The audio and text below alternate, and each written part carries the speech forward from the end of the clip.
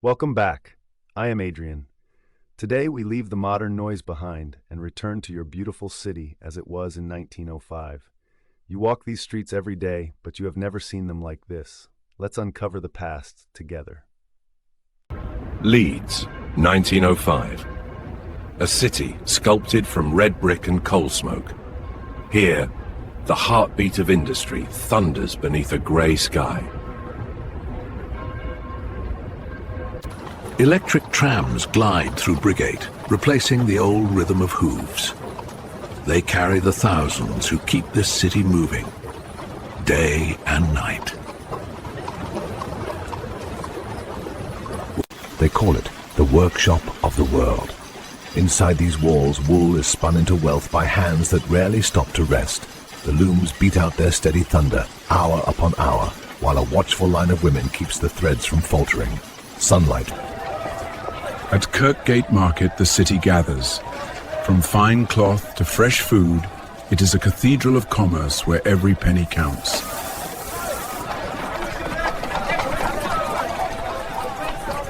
In the narrow alleys of the back-to-backs, neighbours live shoulder to shoulder. Life here is tight, smoky and shared by all.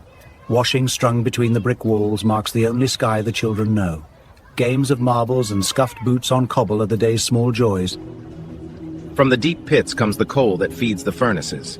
These men carry the dust of the earth on their skin. Every step home leaves a trace of the underground behind them, but the weight of the day stays on their shoulders. Tomorrow the cages will drop again, and so will they. The river Aire runs dark and heavy. It is the city's liquid road, carrying the weight of industry to the sea.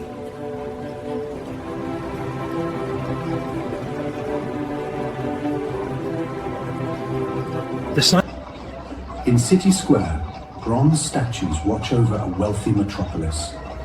Here, the profits of the mills are carved into stone and pride. Leeds clothes the world.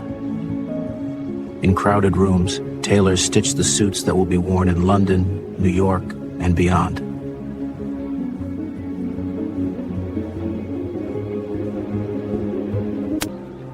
On Sundays, the machines finally fall silent. The city turns to prayer, finding a moment of peace before the whistle blows again. Steel rails connect Leeds to the Empire. Day and night, trains haul the finished goods out and bring the raw cotton in. Here in the manufacturing district, wagons of coal and cloth are shunted, sorted and sent. Steam hangs in the air, the lifeblood of the mills and of the railway. A heavy smog wraps the streets in silence. The air tastes of sulphur and soot, a constant reminder of the fires that burn. Beneath these dim lamps, life moves in silhouettes. Boots on wet stone, a horse breathing mist, a cart groaning under. In the schoolyard, the next generation plays. They are being prepared for the mills, the mines, and the future.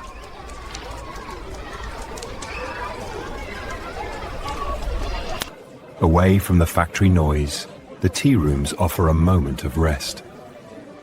Over hot cups and shared stories, the community finds warmth against the cold.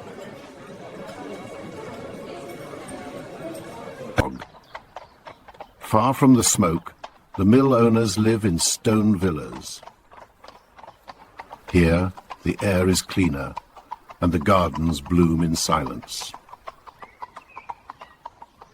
Steam powers not just the factories, but the roads too. These iron beasts haul heavy loads where horses cannot go.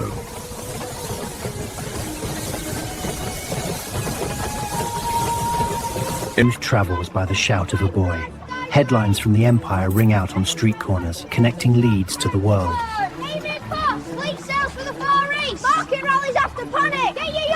A penny buys the day's events, and the pulse of the city keeps beating. Domestic life has its own heavy machinery.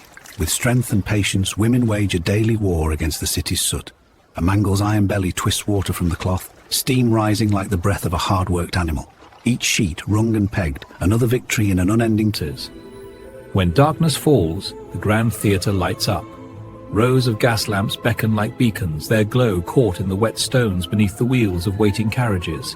Gentlemen in black tails and silk hats ladies wrapped in velvet and fur. On the canal, life moves at the pace of a walking horse. For boat families, the water is both their workplace and their home. Each day begins with a harness and a rope and ends wherever the sun drops beyond the chimneys. Cargoes of coal and cotton pay the tolls.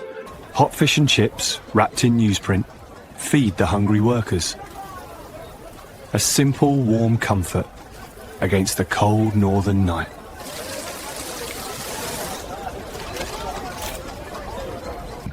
A lone constable walks his beat. Order is kept by the presence of the uniform, watching over the sleeping city.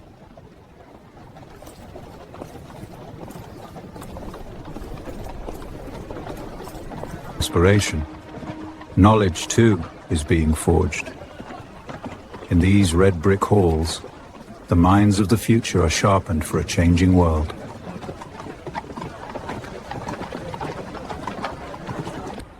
In shop windows, new wonders appear.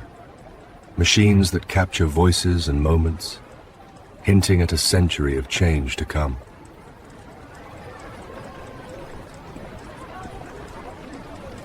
Leeds in 1905 stands proud and gritty, a powerhouse of the north, writing its history in wool, coal, and unyielding spirit.